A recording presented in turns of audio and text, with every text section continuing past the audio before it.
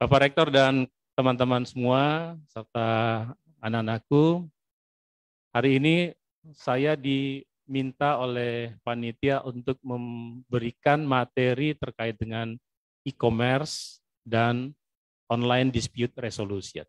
Saya bertanya pada Pak Dr. Sunardi. Kebetulan Dr. Sunardi ini mahasiswa kami di S3 Fakultas Hukum Unhas. Saya bertanya, mengapa materi ini yang disampaikan, yang ingin disajikan dalam kuliah umum? Karena ternyata faktor Fakultas Ekonomi dan Fakultas Hukum. Tadi Pak Rektor sudah menjelaskan terkait dengan itu. Dan saya sangat surprise karena ternyata pilihan untuk tema ini adalah sesuatu yang sangat up to date hari ini, sangat milenial gitu ya. Anak-anak muda sekarang kan istilahnya gitu. Generasi milenial kan punya kebiasaan baru yang mungkin kami generasi kolonial gitu ya, itu mungkin agak kurang mengerti apa itu e-commerce, ya. Jadi kolonial dan milenial. Nah, kalau kita dulu kita taunya beli sesuatu di pasar tradisional dan seterusnya gitu ya. Tapi sekarang karena sudah teknologi, sekarang kita belanjanya pakai daring. Namun ternyata Ibu Bapak, ketika masa pandemi 2019 sampai dengan hari ini masih pandemi, yang paling banyak online e-commerce itu ibu-ibu ternyata. Ya, bukan generasi milenial. Kenapa? Karena beli sayur, beli ikan, dan sebagainya itu lewat e-commerce. Nah, dan saya kira sudah banyak pelaku e-commerce di kita yang kita kenal, tetangga kita, terus tiba-tiba terkenal sebagai seorang penjual di media sosial misalnya. Nah sekarang pertanyaannya, apa itu e-commerce? Terus bagaimana kalau misalnya ada persoalan-persoalan hukum di dalamnya? Apalagi itu ODR, Online Dispute Resolution. Ini sesungguhnya sebuah tema yang luar biasa yang tidak hanya di Pare-Pare ini atau tidak hanya di kelas kita sekarang yang membicarakannya, tetapi ternyata e-commerce dan online dispute resolution itu sudah menjadi perbincangan dunia gitu. Jadi saya sangat salut pilihan temanya Pak Rektor karena ini seperti ada gium yang banyak kita sering gunakan, kita berpikir global dengan melakukan tindakan melalui tindakan-tindakan lokal, tetapi kita tidak pernah ketinggalan dengan perkembangan dunia. Oke, saya mulai ya. Nah, izin saya mulai, Pak Rektor, dengan pertama-tama coba kasih data dulu. Slide pertama, silakan. Nah, sekarang kita lihat. Saya tadi cerita soal ibu-ibu dan sebagainya yang sekarang menggunakan teknologi internet. Sadar atau tidak sadar hari ini kita semua gitu ya, saya yakin kita semua di ruangan ini bangun pagi dan mau tidur malam tidak akan pernah lepas dari ini. Benar? Ya. Pas bangun pagi bikin status, selamat pagi gitu. Makan siang di suatu tempat, foto, bikin video gitu ya. Mau di YouTube, di Instagram dan sebagainya. Terus mau tidur malam, aku bobo dulu ya. Luar biasa kan? Tapi tahu tidak, akibat dari perubahan budaya kita menggunakan teknologi ini, angka penggunaan internet di Indonesia itu luar biasa, nilai ekonominya. Nah, kalau lihat pertumbuhannya, tahun 2021 itu sampai 70 miliar dolar Amerika. Penggunaan internet, penggunaan atau ekonomi yang muncul dalam berbasis online atau berbasis digital. Diprediksi 2025 itu akan lebih jauh lagi, 146 miliar dolar. Itu kalau diuangkan Pak Dekan Ekonomi, kira-kira nolnya berapa ya? itu uang semua itu yang berputar dengan ekonomi digital ini. Itu artinya apa? Itu artinya ada besar sekali peluang kita untuk menjadi pelaku. Hari ini atau cerita saya tadi, kita hanya baru jadi pemain, dari apa? Konsumen ya, baru jadi user, baru jadi orang yang justru menyumbangkan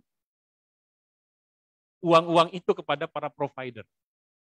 Sadar tidak sadar, Anda membeli kuota, itu menyumbang ke mereka. Berarti di sana sesungguhnya ada peluang luar biasa. Seandainya nanti kemudian hendak mengembangkan teknologi ini di Institut Adisapada ini, mungkin ke depan entrepreneurship-nya harus bisa memanfaatkan teknologi ini. Bikin startup, bikin aplikasi, bikin sebagainya yang bisa mendapatkan cuan di ekonomi digital. Karena luar biasa proyeksi. Dari pengalaman yang tadi saja sudah luar biasa gitu ya. Orang sudah memanfaatkan itu. Nah, kira-kira itu pertumbuhan ekonomi hari ini.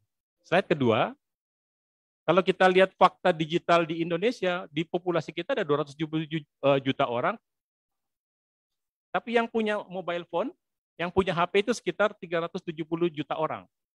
Banyakan mana HP dengan jumlah penduduk? Nggak tahu, Pak Rektor cuma punya satu HP. Saya juga cuma satu HP. Ada yang bertanya, kenapa pengajar telematika nggak punya 2 HP? Kalau yang punya 2 HP itu ketahuan suka ditagih orang gitu kan. Suka dicari-cari orang, satu nomor privasi, satu nomor umum gitu. Atau istrinya suka ngawasi gitu. Biasanya gitu. Anekdotnya begitu kan. Jadi ternyata di Indonesia itu kita punya habit yang seringkali juga punya HP itu lebih dari satu. Angkat tangan yang punya HP lebih dari satu. Itu menyumbang juga. Sekali lagi kita ini negara Indonesia negara konsumen, negara penyumbang. Sekarang mari kita ubah dalam karakter kita sebagai mahasiswa di Institut Andi Sapardi ini harus kita ubah. Bagaimana digital itu bisa kita gunakan bukan hanya sebagai konsumen, tapi sebagai pelaku. Gitu ya. Nah, internet user atau pengguna internet di Indonesia ada 204 juta orang pengguna bagaimana mereka bermain internet, terus kemudian penggunaan media 191. Itu data yang ada dalam survei. Oke, slide berikutnya. Nah, sekarang kalau kita bicara tentang e-commerce, e-commerce itu hanya merupakan satu bagian terkecil dari apa yang kita bisa temukan di internet. Jadi kalau kita temukan di internet itu macam-macam. Ada yang membuat video, ada yang membuat data, grafis, terus kemudian blog, ada yang bikin aplikasi judi, aplikasi yang macam-macam gitu ya, sampai dengan aplikasi yang terlarang. Saya tidak perlu kasih tahu yang mana aplikasi terlarang. Saya yakin ada yang sudah pandai dari saya, ada yang lebih tahu, gitu ya. Tapi e-commerce itu adalah salah satu bagian terkecil. Tapi inilah yang sesungguhnya juga merupakan hal yang cukup banyak menyedot nilai ekonomi digital tadi. Nah, kalau kita bicara tentang e-commerce, atau kita dalam Indonesia itu sekarang kata e-commerce itu dalam hukum, dalam peraturan, ataupun dalam pemerintahan, kita menyebutnya dengan istilah PMSE, perdagangan melalui sistem elektronik. Kalau orang Inggris cuma bilang e-commerce, selesai. Ya, electronic commerce atau perdagangan elektronik.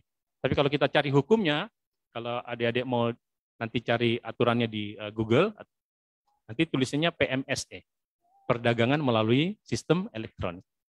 Nah, kalau kita lihat model bisnisnya sekarang itu berbagai literatur atau berbagai praktik yang ada itu mencoba memberikan beberapa karakteristik, gitu ya. Ada yang B2B, business to business, jadi perusahaan dengan perusahaan. Ada yang consumer to consumer, jadi consumer itu saya pengguna iPhone, terus saya sudah tidak suka pakai iPhone saya jual melalui sosial media ke teman yang juga pengguna iPhone atau pengguna sosial media. Jadi consumer to consumer. Business to government, jadi ada perusahaan yang jual ke pemerintah, itu juga melalui online. Atau business to consumer, kita sering beli sesuatu dari perusahaan-perusahaan, itu masuk kategori itu. Ada consumer to business, kita menjualnya langsung ke perusahaan. Atau ada consumer to government, ini model bisnis. Perkembangan yang terbaru lagi adalah dari mesin to mesin, dari orang ke mesin atau mesin ke orang. Kalau pernah dengar AI, pernah ya AI? Artificial Intelligence, ya, atau kita sebut dengan istilah bahasa Indonesia kecerdasan buatan. Nah, kalau di internet itu sekarang kita jangan salah, kita pikir kita berkomunikasi dengan orang, padahal ternyata itu robot, chatbots, gitu, kalau istilahnya. Jadi kalau biasa adik-adik masuk ke dalam sebuah sosial media, akun ataupun provider, terus disuruh chat, misalnya chat talk gitu kan, itu bukan orang itu yang layani kita. Umumnya adalah chatbots itu adalah mesin. Mesinnya adalah memiliki kecerdasan buatan, namanya AI, atau istilahnya AI, Artificial Intelligence, atau kecerdasan buatan. Jadi kita bertanya, ini gimana? Dia akan menjawab. Jadi sekarang komputer itu tidak lagi hanya sekedar kita buka, ambil data dan sebagainya, tapi dia sudah bisa berkomunikasi secara langsung, dan bukan orang yang berkomunikasi, tetapi robot atau mesin, gitu ya, yang kita sebut dengan AI. Nah, itu sudah ada lagi bisnis seperti itu. Oke, next. Karena slide-nya agak banyak, saya percepat. E-commerce itu ternyata, atau perdagangan melalui elektronik ini ternyata juga punya celah. Celahnya adalah bahwa ternyata juga banyak kasus. Ya, saya kira ibu bapak, adik-adik pasti pernah dengar ada yang ribut soal belanja di online, tetapi ternyata yang datang tidak sesuai dengan gambar. Tidak seindah gambarnya gitu. Ya kan? COD itu kan? Ya. Jadi, atau ada yang punya kasus di sini? Ada yang pernah? Hah? Banyak ya? Nah, itu ada banyak kasus. Nah, banyak korban. Nah, nanti kita lihat dari sisi hukumnya seperti apa. Kalau kita baca literatur dan melihat praktiknya, maka saya membaginya dalam dua konteks kasus.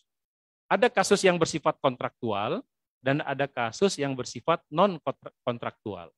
Yang kontraktual itu maksudnya dalam sebuah perjanjian resmi, kalau yang non-kontraktual itu yang di luar perjanjian. Nah, kalau dalam konteks kontraktual, maka biasanya sengketanya itu terkait pertama adalah validitas, keabsahan atau kebenaran. Benarkah, ketakutan gitu ya, benarkah penyelenggara e-commerce ini adalah orang atau perusahaan yang resmi atau sah? Nah, ini biasanya ada pertanyaan. Jangan-jangan ini palsu. Dan ternyata juga banyak kasus seperti itu. Autentikasi atau authentication itu adalah soal apakah misalnya data yang disampaikan oleh user, pengguna, dan data yang disampaikan oleh produsen itu bisa diautentikasi. Misalnya, kalau adik-adik nanti misalnya masuk ke dalam sebuah transaksi yang harus pakai tanda tangan elektronik, pertanyaan kita kan sederhana, ini benarkah tanda tangannya? Siapa yang mengautentikasi? Seringkali itu ada hal yang sifatnya pemalsuan, ada hal yang sifatnya sulit kita percaya. Nah, sehingga persoalan autentikasi itu adalah persoalan yang juga ada dalam e-commerce. Nah, signature tadi tanda tangan. Choice of law itu pilihan hukum. Pilihan hukum itu begini. Kalau kita lihat internet, kita masuk ke dalam media online, maka kita kan selalu akan berhadapan dengan media online yang cross border, yang lintas negara. Nah, kalau ada kasus, saya kasih contoh misalnya yang suka main sosial media lah, gitu ya. Kalian tentu adik-adik punya akun Facebook atau Instagram ya, atau Twitter. Itu perusahaan Indonesia atau perusahaan luar? Perusahaan luar. Dan itu Americans gitu ya, orang Amerika. Pertanyaannya kalau ada kasus, ada masalah, hukum siapa yang akan digunakan? Hukum Indonesia atau hukum Amerika? Ayo. Itu bisa jadi skripsi ya, bahkan disertasi. Ya, jadi choice of law itu penting. Apalagi kalau dalam konteks perjanjian. Karena kalau choice of law, jadi nanti akan ada dalam penjelasan berikutnya. Kalau Anda, bentar, pertanyaan saya dulu nih. Adik-adik punya akun Facebook, ketika buka akun Facebook, baca nggak syarat dan ketentuan? Semua menggeleng.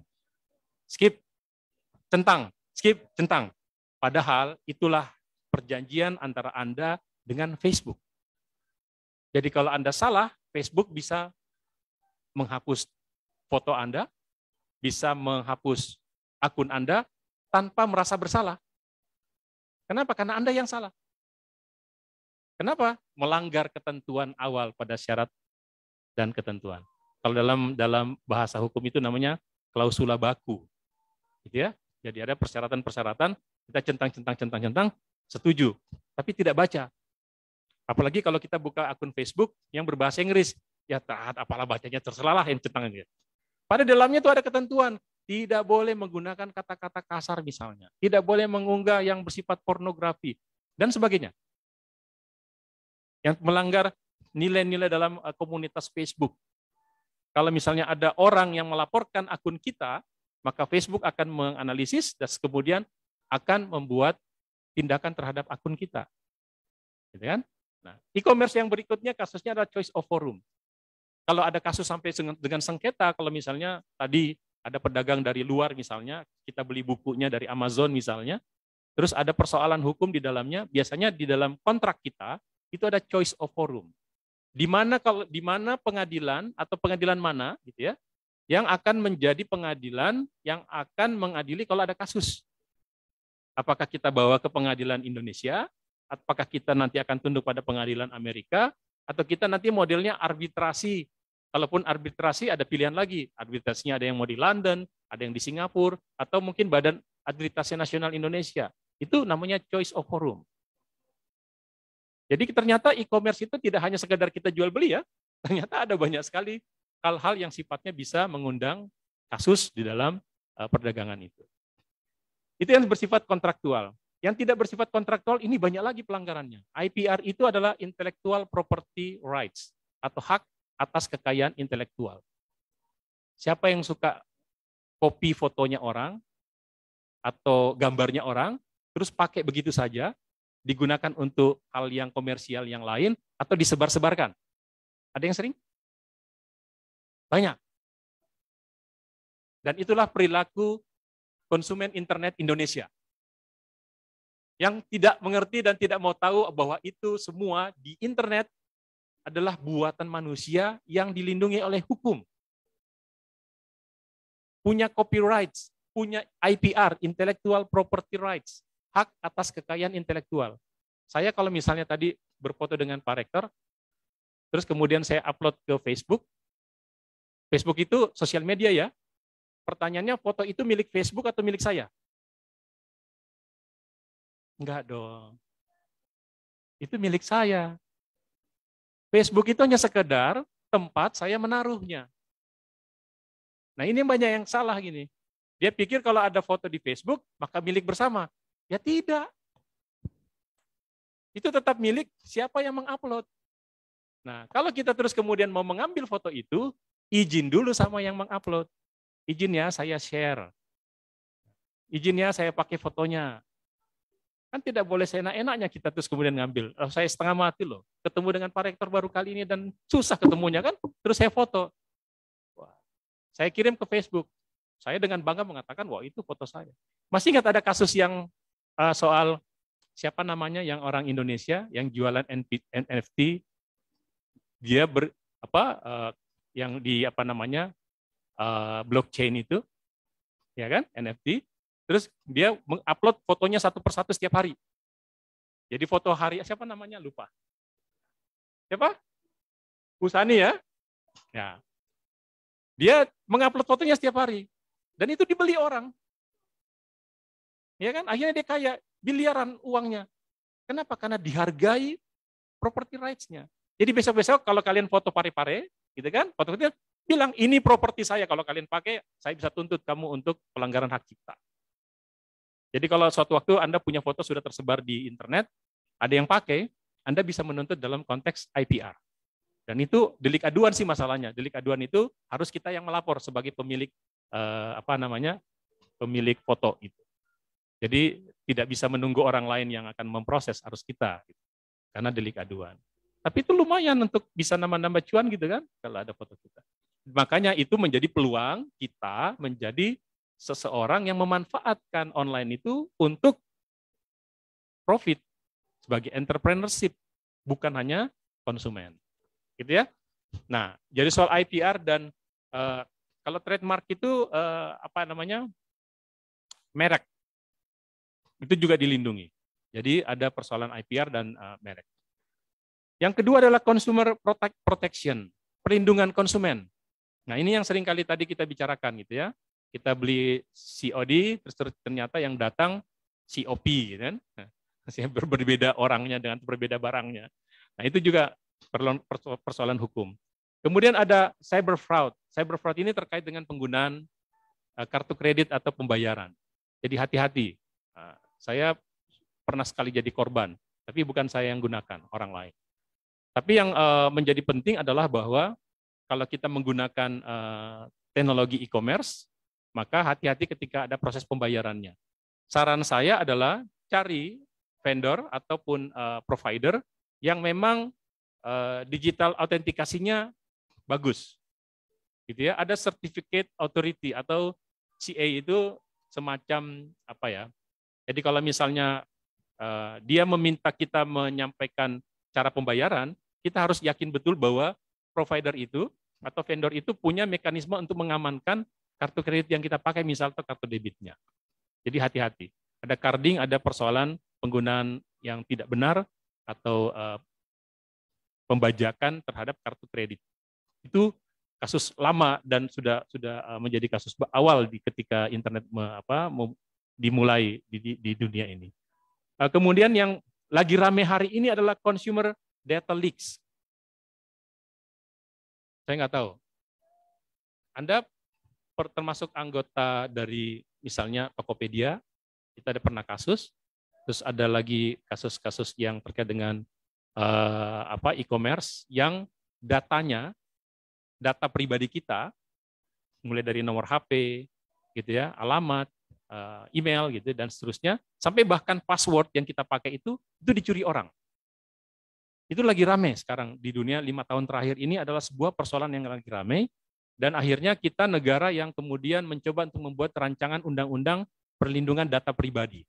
Kalau di Eropa itu sudah ada 2016 itu namanya GDPR, General Data Protection Regulation.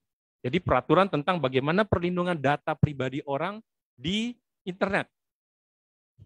Kalau kita masuk ke dalam sebuah akun, itu kan biasa minta nama dan seterusnya kan?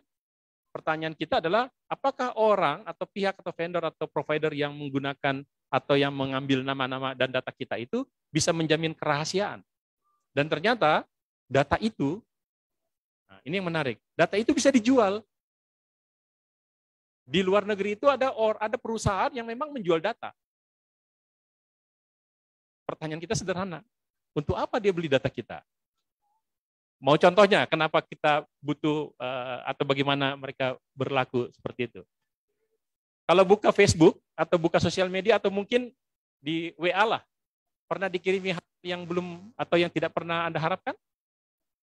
Misalnya, kalau Anda mau belanja online, ini websitenya. Atau Anda butuh duit atau butuh uang pinjaman, dia menawarkan sesuatu.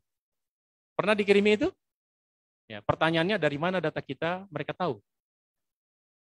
Sederhana ya mengeceknya, ternyata itu karena pencurian data. Jadi ada kelompok orang yang memang memanfaatkan data-data orang yang disimpan di dalam provider internet itu untuk kemudian mereka dapatkan keuntungan. Itu sudah banyak kasus. Nah ini menjadi persoalan dalam e-commerce juga. Soal yang terakhir tentang tax pajak. Ini persoalan negara, tapi seringkali juga memang menjadi persoalan kita pemerhati di kampus, bahwa hari ini kalau kita lihat di YouTube misalnya, itu banyak sekali iklan yang beredar gitu kan ya, banyak iklan yang masuk ke dalam akun tertentu, yang menjadi persoalan adalah konsumennya orang Indonesia, tetapi pajaknya tidak masuk ke Indonesia. Padahal pajak-pajak itu bisa menambah keuntungan buat ekonomi kita. Nah, ini persoalan yang memang sedang kita hadapi juga. Itu beberapa kasus saja sebenarnya dalam konteks electronic commerce yang saya rekam dalam slide ini. Slide berikutnya. Nah, sekarang kalau kita bicara tentang apakah di Indonesia ada regulasi terkait dengan e-commerce, tadi saya sudah sebutkan ada PMSE, tetapi yang paling utama adalah Undang-Undang ITE. Ini undang-undang yang paling paling banyak dibicarakan ya.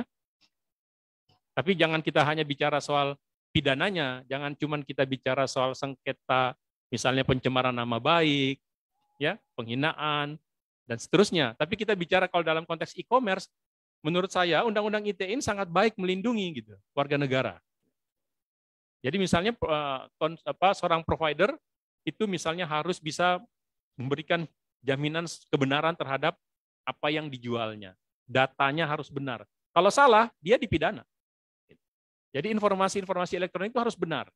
Tidak boleh ada penyimpangan, penyesatan apalagi. Itu dilindungi. Jadi Undang-Undang ITE ini sangat-sangat baik untuk melindungi kita dalam konteks e-commerce. Nah, turunannya ada peraturan pemerintah nomor 80, itu terkait dengan tadi PPMSE, perdagangan, penyelenggara perdagangan melalui sistem elektronik, itu PPMSE. Indonesianya dari kata e-commerce. Oke. Nah, sekarang saya coba mau lihat dulu satu dua pasal lah. Next. Di peraturan pemerintah itu ada dikatakan begini. Ini menjadi menarik dan penting karena ada bukti transaksi PMSE dapat dijadikan sebagai alat bukti. Jadi adik-adik kalau habis beli sesuatu, tolong alat buktinya disimpan. Karena itu bisa jadi alat bukti. Alat bukti itu bukan hanya nota dan sebagainya, tapi percakapan di WA, percakapan di online, itu jadi alat bukti. Karena itu namanya alat bukti elektronik. Electronic evidence. Dan itu sudah diterima di pengadilan karena itu sudah dijamin baik oleh Undang-Undang ITE maupun peraturan pemerintah ini.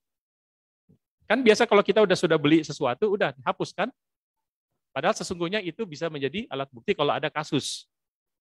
Kalau ada penipuan dan sebagainya, kita bisa jadikan alat bukti itu di pengadilan. Kalau misalnya memang sampai mau berkasus. Kemudian bukti tulisan, kalau dia misalnya kalau dalam hukum yang normal yang tidak pakai online, itu kan biasanya ada tanda tangan gitu kan, seolah-olah tanda tangan itu sebagai kelengkapan sahnya sebuah perjanjian. Ada yang disebut dengan tanda tangan elektronik, tapi tanda tangan elektronik ini tolong dipahami, karena ini seringkali banyak yang keliru. Kalau mendengarkan kata tanda tangan elektronik, seolah-olah adalah tanda tangan yang di-scan. Memang ada yang sebagian mengatakan demikian, tapi dalam makna ini, tanda tangan elektronik itu adalah tanda tangan yang memang dibuat secara elektronik. Jadi kalau misalnya pernah lihat ada yang cuma QR, gitu ya, atau ada logo tertentu, terus kemudian ada keterangan ini adalah tanda tangan elektronik. Maka itu adalah tanda tangan elektronik yang sah berdasarkan hukum ITE dan peraturan ini. Jadi kalau ibu bapak takut dipalsukan tanda tangannya, lebih bagus bikin tanda tangan elektronik karena itu sudah digunakan. Di berbagai lembaga pemerintah di Jakarta itu mereka rata-rata sudah pakai tanda tangan elektronik. Dan itu sah. Nah, tinggal nanti pertanyaannya siapa yang mengautentikasi tanda tangan ini? Nah, itu ada lembaga-lembaga sertifikat. Ya, ada pemerintah punya, ada yang juga swasta, ada Pri-Fi, terus kemudian ada yang dari BSSN, Badan Sandi Negara itu juga ada. Nah, kalau misalnya ada pemalsuan, susah sekali. Karena dia ada rumus-rumus tertentu yang hanya yang punya akses kepada tanda tangan itu dan pemegang sertifikat yang autentikasinya. Dari Kominfo ada dan sebagainya. Itu bisa diakses. Nah sekarang, kalau terjadi kasus, apa yang kita bisa lakukan? Nah, sekarang kita lihat dispute resolution-nya. Tadi saya sudah sebut ada choice of law, ada choice of forum. Choice of law itu pilihan hukumnya apa? Tergantung kita perjanjiannya gimana. Misalnya kita tadi belanja online-nya dengan Amazon. Perjanjian hukumnya misalnya mereka maunya hukumnya di Amerika. Ya kalau kita centang-centang oke, berarti kita setuju hukum Amerika yang digunakan. Dalam hukum perdata kan begitu ya. Jadi di mana pilihan hukum itu tergantung kesepakatan dari para pihak. Nah, sehingga kalau kita misalnya belanja online atau masuk dalam e-commerce, maka kita lihat. Makanya harus rajin membaca gitu. Jangan sampai cuma centang-centang tapi tidak pernah baca. Jadi lihat, kalau terjadi sesuatu biasanya sengketanya akan dimunculkan. Hukum yang berlaku atau yang digunakan adalah hukum apa? Amerika kah? Indonesia kah? Nah, lalu kenapa bisa Amerika misalnya? Ada beberapa alasannya. Pertama begini, perusahaan Amerika itu adalah perusahaan yang tunduk pada hukum Amerika. Itu yang pertama alasannya. Alasan yang kedua dalam hukum telematika disebut dengan the law of server atau the server law. Artinya maksudnya gini, yang berlaku terhadap sebuah provider adalah tergantung di mana server dari provider itu berada. Server itu Pak adalah tempat menyimpan, gitu ya, hard disknya. Jadi kalau kita buka akun Facebook di Parepare, terus kemudian kita upload foto, Pertanyaan saya, foto kalian itu ada di mana tersimpannya? Di HP, di laptop, atau di mana? Jawabannya, di server di mana Facebook gunakan. Jadi foto kita itu jalan-jalan ke luar negeri. Orangnya cuma di Parepare, fotonya jalan-jalan ke sana kemari. Nah, server kita kalau tersimpan di Amerika, dan terus kemudian misalnya kita mengupload sesuatu yang melanggar hukum Amerika, maka berdasarkan the server law atau law of the server itu bisa di take down, bisa dihilangkan oleh Facebook karena melanggar hukum Amerika. Begitu ceritanya. Nah, jadi jangan kira terus kemudian foto kita upload, terus kemudian kita pikir itu masih tunduk pada hukum Indonesia. Kita orangnya iya, tetapi itu adalah Facebook. Nah, demikian juga kalau kita pakai e-commerce yang terkait dengan seperti itu. Nah, salah satu untuk mengantisipasi perlindungan hukum bagi orang Indonesia, maka negara kita melalui Undang-Undang ITE dan Undang-Undang Peraturan Menteri ini mensyaratkan bagi provider-provider gitu ya, untuk bisa beroperasi di Indonesia secara totally dilindungi oleh hukum Indonesia dan untuk melindungi warga negara juga, maka mereka harus punya BUT namanya, Badan Usaha Tetap yang merupakan perwakilan di Indonesia. Nah, supaya server Indonesia, jadi kalau ada masalah, kita masih tetap bisa gunakan hukum Indonesia. Dan kita merasa terlindungi kan kalau pakai hukum Indonesia. Kan kalau kita harus bersengketa dengan orang Amerika pakai hukum Amerika. Nah, berarti kita harus ke Amerika dong. Gitu ya, atau tidak juga. Nah, tidak juganya nanti akan kaitannya dengan ODR. Ke sana gitu ya. Nah, choice of forum-nya tadi pilihannya apakah mau di pengadilan biasa atau mau di pengadilan yang tidak biasa. Yang tidak biasa itu begini. Ada yang litigasi atau litigasi. Kalau penyelesaian hukumnya pakai litigasi kan berarti melalui proses pengadilan, criminal justice system atau civil justice system atau yang perdata atau pidana. Tapi yang non litigasi, mudah-mudahan sudah diajarkan adik-adik yang fakultas hukum, pernah dengar alternatif penyelesaian sengketa?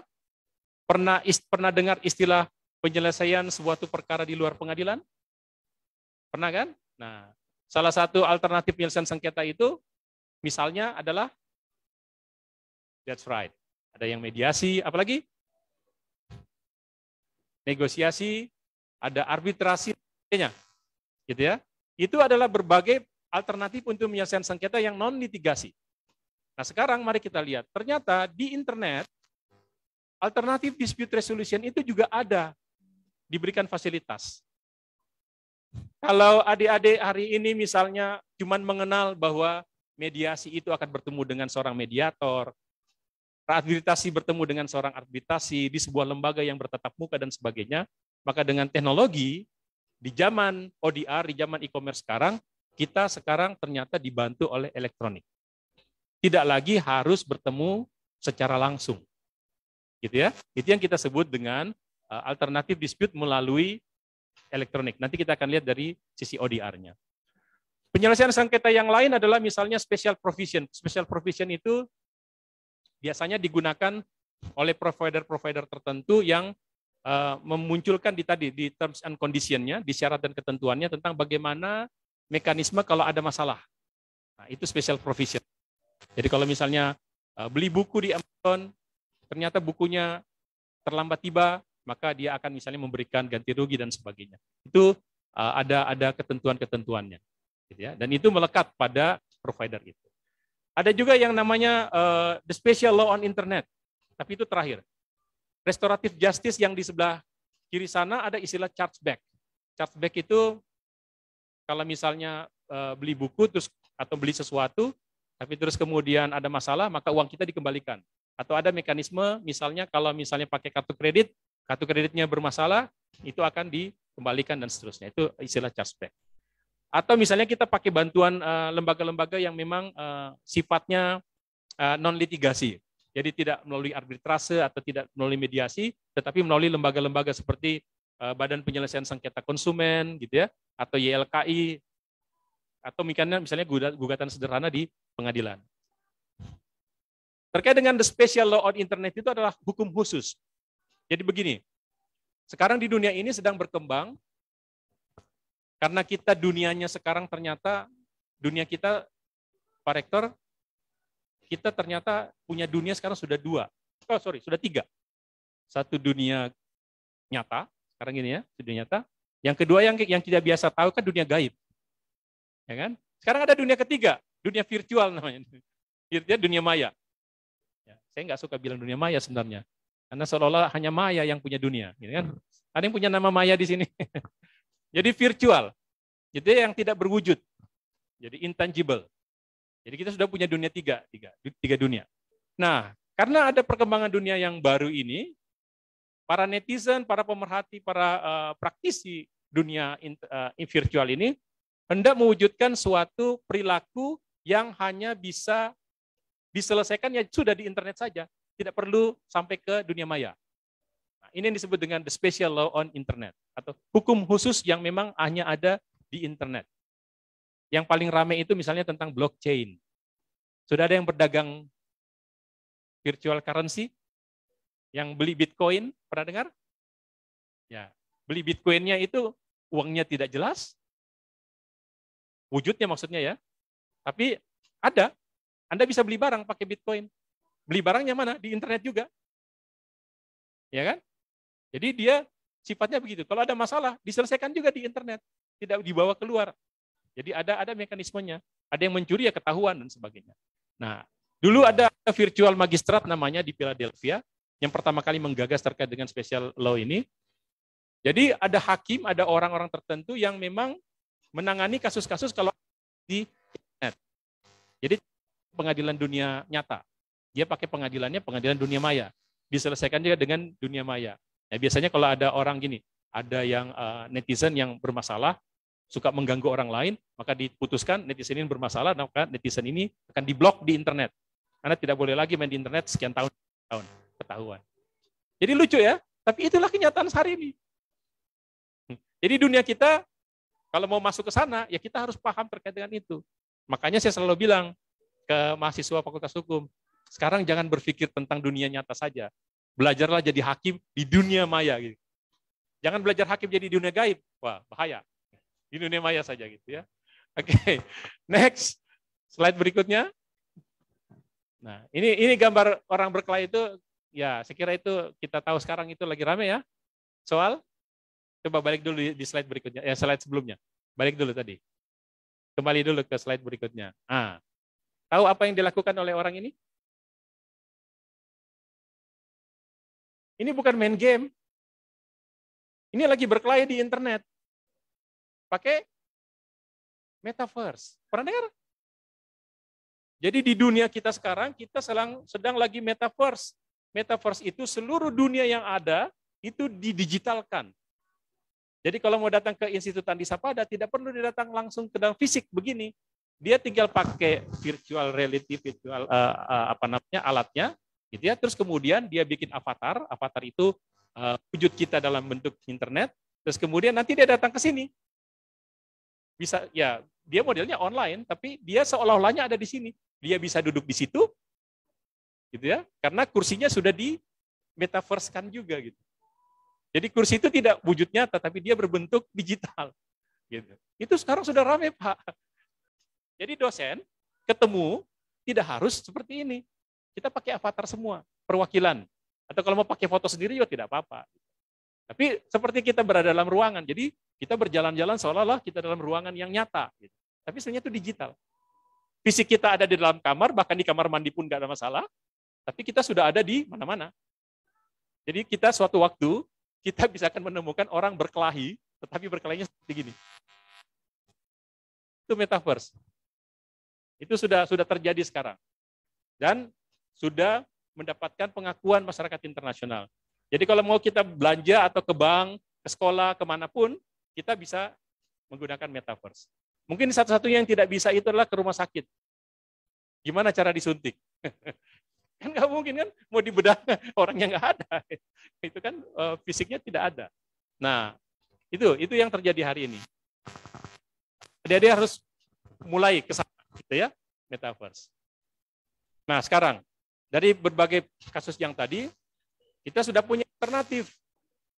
bahwa ternyata dengan alam yang virtual, dengan metaverse, dengan spatial law on internet, dan dengan berbagai penjelasan yang tadi, kita akhirnya menemukan ternyata sekarang di internet, Pak Rektor, kita bisa menemukan pengadilan yang seperti pengadilan yang ada di dunia nyata. Jadi hakim-hakim itu tidak lagi berpraktik di dunia nyata. Dia menggunakan teknologi. Jadi ODR itu adalah sesuatu yang sifatnya penyelesaian hukum dengan bantuan teknologi internet, online. Nah, sekarang mari kita lihat beberapa tipikal dari ODR, dan ini akan mencengangkan kita. Yang pertama yang dengan sistem AI, yang sifatnya automated, jadi otomatis. Ada sebuah platform di internet, kita bisa temukan, mereka menawarkan menyelesaikan sebuah perkara yang memutuskan adalah mesin.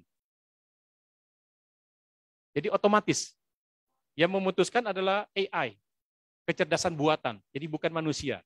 Cuman kecerdasan buatannya ini memang sudah diprogram sedemikian rupa untuk mengetahui berbagai macam ketentuan hukum yang ada di dunia, misalnya. Dan ini sudah sangat berkembang.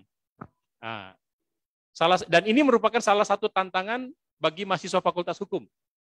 Kalau tidak melek media atau tidak up to date dengan teknologi, hati-hati tertinggal. Nah, disitulah mulailah dikenalkan apa yang disebut dengan AI code. Kalau kemudian ke depan bagaimana ini digunakan oleh masyarakat, itu sebenarnya balik lagi kepada para pihak. Misalnya saya dengan Pak Rektor mau bikin perjanjian.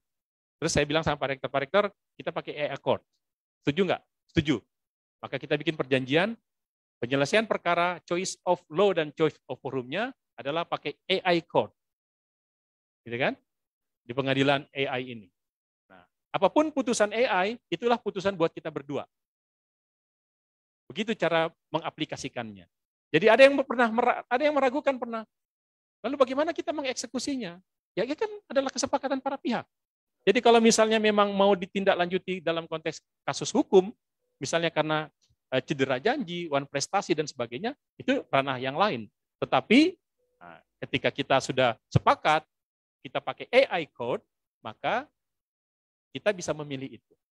Gitu ya. Ada salah satu. Ada yang tidak pakai otomatis, tidak hanya mesin, tapi dia kombinasi. Gitu ya, kombinasi antara yang mesin, AI dengan fasilitator. Jadi ada orang tertentu yang jadi fasilitator. Itu juga ada kita temukan di online. Nanti saya akan lihat apa saja, nanti bisa ngecek sendiri. Atau ada yang menggunakan online teknologi forum. Ibu Bapak pernah buka aplikasi WeChat. Bukan MiChat. Kalau MiChat saya nggak mau, bukan saya larang, nggak boleh gitu juga. Itu kan aplikasinya orang. Karena apapun aplikasi di dunia ini itu semua bagus. Tergantung yang gunakan mau bikin isinya apa, itu tergantung user. Gitu ya. Saya kasih contoh. Kenapa saya yang sudah profesor itu harus bikin YouTube kuliah bareng Mas Prof? Kenapa? Karena saya mau mengajarkan kepada mahasiswa saya bahwa YouTube itu bisa kalian gunakan untuk membagi ilmu. Itu. Gunanya itu. Jadi apapun aplikasi di dunia maya, di dunia internet itu semua sama seperti dunia nyata. Bahwa benar buruknya atau baik benarnya, benar salahnya itu tergantung dari pribadimu, dari manfaatmu akan berbuat apa, gitu ya. Jadi jangan salahkan MiChat-nya, jangan salahkan WeChat, jangan salahkan YouTube dan sebagainya, karena dalam perspektif hukum telematik dalam perspektif teknologi ada kata-kata neutrality technology atau teknologi itu adalah sesuatu yang netral. Dia jadi baik atau jadi buruk tergantung konsumennya, tergantung providernya, tergantung siapa yang pakai. Kan sama, pisau dapur itu kan sesuatu yang netral. Kalau ibu-ibu mau pakai masak, dia kan jadi alat masak. Tapi kalau seseorang mau pakai membunuh, bisa jadi alat pembunuhan? Bisa. Sama. Teknologi juga netral. Tapi yang saya mau cerita adalah tentang WeChat. WeChat itu adalah sebuah aplikasi dari negara China, yang kalau orang China mau punya, tapi kalau dia punya masalah dengan orang China yang lain, dia cukup mengajukan perkaranya melalui WeChat. Kemana? Ke internet court-nya China. Oke? Jadi dia lapor ke internet court-nya. Kita akan mendengarkan bagaimana avatarnya hakim e-court-nya China itu berbicara di sini. Dia akan mengambil keputusan juga melalui ini. Dia mengumpulkan bukti-bukti, ya sudah benar. Oke, Pak Sunardi, kamu dituduh, silakan menyampaikan bukti. Kirim lewat email kah, WA kah, SMS, dan seterusnya. Dia akan pelajari. Dia akan kasih tahu, inilah bukti-buktinya Pak Sunardi. Nah, itu yang digunakan sebagai online teknologi forum. Hari ini di kita, di Indonesia, ternyata baru pembuktian, baru penyampaian surat perkara ke pengadilan, ke mahkamah, dari surat edaran Mahkamah Agung. Kalau kita mau berperkara pengadilan, sudah bisa menggunakan teknologi untuk itu. Tapi kita masih tetap harus ketemu, kan? Nah, kalau di WeChat, e-court-nya China, mereka tidak lagi. Mereka cukup pakai aplikasi itu. Dan itu luar biasa menurut saya, menghemat segalanya. Gitu ya. Dan bisa jadi putusan yang harus ditaati karena itu resmi dari negara. Nah, metode dalam proses perkara, penyelesaian perkara melalui online ini, ODR ini ada beberapa. Ada yang blind bidding. Blind bidding itu hanya kita kirim berkas, kirim email, bukti-bukti, masing-masing pihak, setelah itu tunggu. Setelah itu AI atau tadi e-court itu akan menyelesaikan. Putusannya selesai. Jadi blind bidding. Kita tidak berdebat, hanya sekadar menyampaikan bukti-bukti. Ada namanya online negotiation. Di sini kita dipertemukan kalau online negotiation. Jadi ada negosiatornya yang akan menegosiasi kepada kita. Apakah melalui media Zoom, gitu ya, ataukah Google Meet dan sebagainya yang sekarang sudah ramai dipakai. Nah, dia bisa menggunakan itu. Atau dia menggunakan modifikasi. Ada yang online penuh, tapi terus kemudian tadi ada yang online dengan menggunakan mediasi mediator. Bisa ditambah. Jadi kalau tidak selesai, misalnya mediatornya mengambil alih. Ada juga yang seperti itu. Terus kemudian ada, kalau dokumen itu tadi yang sebagai saya sebutkan juga ada berbasis dokumen. Gitu ya. Atau yang metode yang lain dengan online arbitrasi atau arbitrasi dengan video conference. Jadi seorang arbiter melakukan video conference para pihak yang berperkara. Jadi tidak bertemu secara fisik, tapi bertemu melalui virtual. Itu metode-metode yang ada di ODR. Nah, sekarang dengan adanya perkembangan teknologi ini kita melihat di Indonesia praktiknya seperti apa. Saya yakin teman-teman masih atau akan sulit menemukan itu. Karena memang kini belum familiar di Indonesia. Gitu ya. Padahal kita sudah punya ketentuan membolehkan ODR. Ini kira-kira contoh-contoh ODR platform yang kita bisa temukan di internet. Ada yang ODR Europe, ini yang paling terkenal di Eropa. Dia kemudian diakui oleh Komisi Eropa. Terus kemudian ada CyberSettle. CyberSettle dan Modria ini yang saya sebut AI. Jadi di AI yang jadi hakimnya. Terus kemudian ada Smart Settle, yang WeChat ini yang di China tadi. Jadi dia mobile code gitu ya. Oke, itu beberapa saja. Sekarang sudah banyak sekali di dunia. Nah, kalau misalnya teman-teman nanti punya kemampuan teknologi, bikin seperti ini. Di Indonesia, saya pernah menantang beberapa orang untuk bikin lembaga mediasi melalui online. Nah, Pak Dr. Sunardi bisa memulai dari sini. Kita bikin misalnya Andi Sapada mediation online. Nah, tapi tentu orang yang menjadi mediatornya harus orang-orang yang profesional. Gitu ya. Cari mediator tertentu untuk ikut. Jadi siapapun orang di Indonesia yang mau menyelesaikan kasusnya melalui jalur mediasi, itu bisa menggunakan Andi Sapada Mediation Code-nya itu. Karena itu dibolehkan sekarang. Cuman yang memulainya mungkin punya kekhawatiran gitu ya, dan kita orang Indonesia belum terbiasa menggunakan ini. Nah, dengan catatan bahwa pilihan mediasi, arbitrase, dan penyelesaian sengketa di luar pengadilan itu salah satu keuntungannya adalah dia lebih efisien, gitu ya, persoalan waktu dan sebagainya, dan mungkin juga akan lebih memudahkan kita berinteraksi di dalam hal-hal yang sifatnya proses penyelesaian perkara. Nah, ini saya katakan tadi di Indonesia mengapa boleh? Karena kita sudah punya peraturan di tadi pasal 72 peraturan pemerintah tentang penyelenggaraan melalui perdagangan melalui sistem elektronik. Jadi ini khusus untuk perdagangan, jadi untuk e-commerce. Dan di situ dikatakan bahwa di ayat 2-nya penyelesaian sengketa gitu ya, dapat diselenggarakan secara elektronik atau online dispute resolution sesuai dengan ketentuan peraturan perundangan yang berlaku. Berarti bisa. Ya. Jadi ini adalah peluang dan tantangan sekaligus dan juga menjadi apa istilahnya? Mudah-mudahan menjadi motivasi buat kita belajar tentang hukum telematika lebih banyak lagi, lebih tekun gitu ya, lebih luas pengalaman kita terkait dengan itu. Ini catatan terakhir saja. Mengingatkan satu hal yang paling utama di dalam e-commerce, di dalam online dispute resolution adalah trust, kepercayaan. Kalau kita tidak bisa membangun trust, maka jangan pernah bermimpi untuk bisa dipakai oleh siapapun. Karena ini paling penting. Gitu ya. Lembaga-lembaga asing itu menjadi hebat, itu karena mereka menjaga trust. Trust itu tentu saja ada profesionalisme, ada proses sertifikasi atau proses orang-orang yang memang punya kredibilitas dan kompetensi yang memadai. Tidak hanya sekadar bikin lembaga dan seterusnya. Atau terus kemudian trust itu ya saya kira Pak Rektor dari tadi juga sebenarnya membangun trust.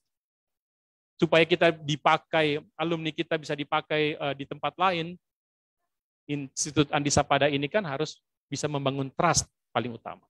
Jadi tidak hanya sekadar bagaimana mengisi keilmuan mahasiswa, tetapi bagaimana kepercayaan itu dibangun mulai dari prosesnya, dari awal gitu ya. Sehingga terus kemudian nanti ketika dia berhadapan dengan masyarakat luas, dipercaya alumninya memang sesuai dengan kompetensi yang ada, terus kemudian jaminan trust itu ada ketika menyebut nama Institut Andi Sapada. Itu juga terjadi di e-commerce dan itu yang dipraktekkan oleh kenapa kemudian Modria, Cyber Settle digunakan oleh orang asing, oleh banyak orang menyelesaikan e-commerce karena mereka telah membangun trust sedemikian rupa.